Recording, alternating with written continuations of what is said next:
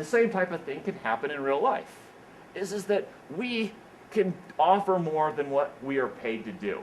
I love the story given of the founder of General Motors. His name was William Durant.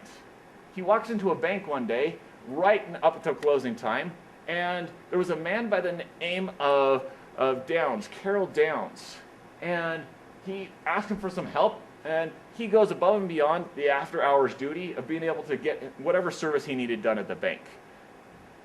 Mr. Williams was so impressed that he invites him to go to his business, the General Motors, the next day for an interview. Well, he gives Downs, he says, "I'd like you to come work for me." And he gives him office responsibility. His wages, meager.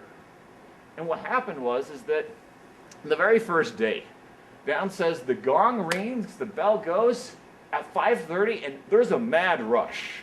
If you've tried to get out of parking lots, you can imagine. Okay?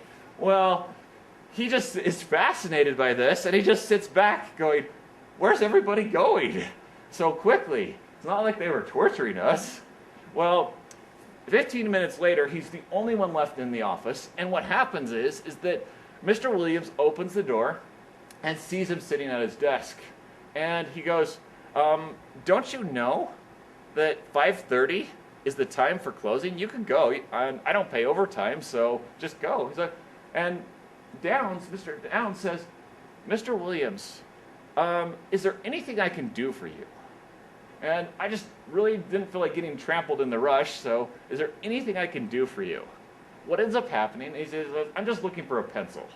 So Downs goes, grabs a pencil, sharpens it, and gives it to Mr. Williams. Well, what happens then is that the next day, he decided to do this on purpose, and he just sat there. 5:30 comes, gong, all the employees leave, and he's sitting there, and he's waiting. And so Mr. Williams opens the door again, and he goes, "What are you doing here? It's 5:30, go home." He's all, "Well, no one said I had to go home, absolutely. I just wanted to see if I could serve you." And he's like, "Well, I don't need anything right now." Well, over the course of the next several months, he had stayed, and Mr. Downs stayed as long as Mr. Williams did at the office. Well, what happened is that then, one day, Mr. Williams, the head of GM, calls him into his office and says, "I would like you to go to this new plant and install some machinery." Now remember, Carol Downs is a banker. He knows nothing about machinery. And so what he does is he goes, "Okay, absolutely, I'd be glad to do that." Goes to the plant, and in about 3 months' time has all the machinery installed, up to spec, everything working. And what happens, Mr. Williams is so impressed, he calls him back to the headquarters and goes, "How and where did you learn how to put machinery together?" And Carol Downs goes, "I didn't. I just found people who could and got them to do it." And so what happens is that Mr. Williams was so impressed, he's like, "I have to tell you, there are two types of valuable people in the world. One is a type of person who can do their skills well, proficient, and without complaint. The second is the person who can get other people to do their skill and task well, proficient, and without complaint." And he said to Downs, "You're both in one package. Thank you." And so Downs kind of sheepishly goes, "Thank you," and for the compliment, and turned to leave. And then Mr. Williams stops him and goes, "Mr. Downs, I want you to stop for a moment. I forgot to mention something. That new plant where you installed the machinery, you're now the general manager. And I want to give you a salary of $75,000. This was in 1901. That's the equivalent of $1.3 million in today's dollars. Who here would like that kind of salary?" I would. And over the next 10 years, Carol Downs profited between $10 and $12 million in their money, or equivalently, approximately about 25. No, it's more than that. For a $1 million per year is $25 million annually.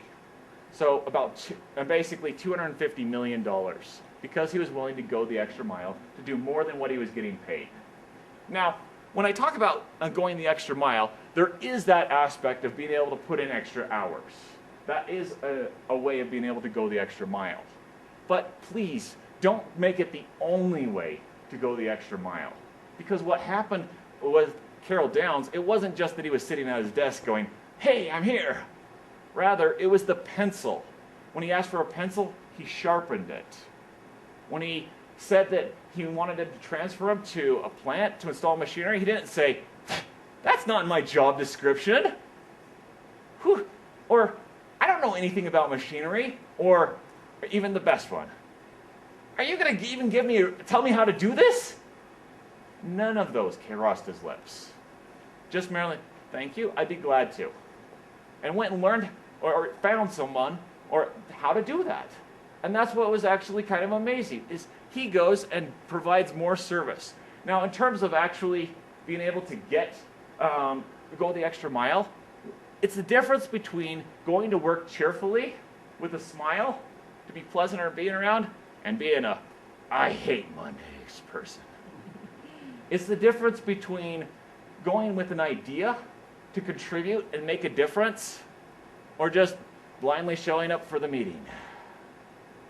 It's the difference between being able to take on projects and volunteer, even if you don't know how, just to be willing to take on that project and just basically, let someone else do it. I got things to do.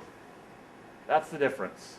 Is you can go the extra mile in multiple ways. It's how you do things often, not necessarily what you do, that makes the difference. And so when I say go the extra mile, it's actually something that is really